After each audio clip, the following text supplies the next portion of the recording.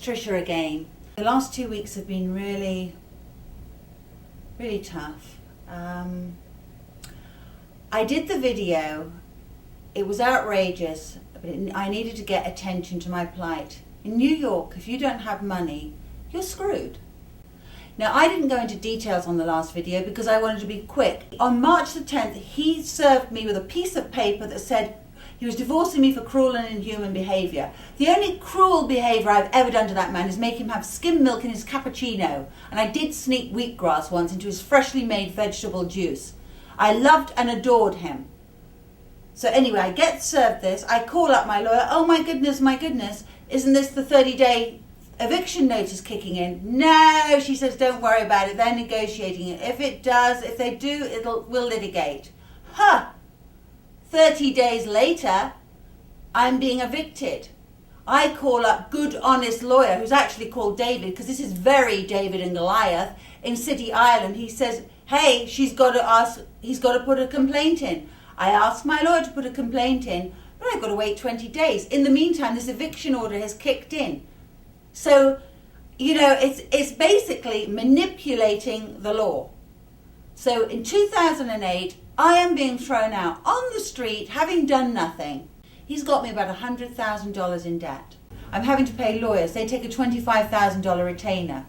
I retained Raoul Felder for 3 days. He dumped me because I wouldn't go on the Today Show with him. And everyone's saying, get a job. I have a job. I've worked all my life. My father died when I was 12 years old. At 15, I got a scholarship and went to stage school where I worked. I did TV. I made over 500 television commercials. I was known as the commercial queen. My first play, Bonkers, was a smash hit. I've written 4 plays in the last few years: Addictions, The Last Journey, Change the Day, and Island Maid. 3 of them have had producers. I've had 3 producers for Addictions who went away.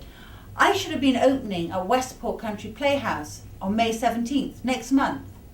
That suddenly got pulled after an argument with my husband 3 hours later, last August. I've had producers want to put on Change the Day. That was whisked away. I had the brilliant Moses Pendleton wanted to be choreographer on Change the Day. Couldn't get, no one would touch it. So how dare you people say, get a job? I've worked my butt off all my life. I didn't marry my husband for money. I've always earned my money. And when your father dies young, you're not used to a man giving you money. I'm used to earning my way. So when I married him, I just presumed I would work. I never thought that my career would come to a standstill. And then I get abusive emails. And remember, my husband's the president of the Schubert Organization. They have 17 theatres on Broadway, and every show has a press office, and in the West End. They've all been on the thing, sending in the most disgusting comments, trying to slag me off and slander my name. Shame on you! How dare you! If this was the 16th century, what would you have done? Put me in the stocks and thrown rotten tomatoes at me? I am speaking my truth. But I did my cards today. And guess what I pulled?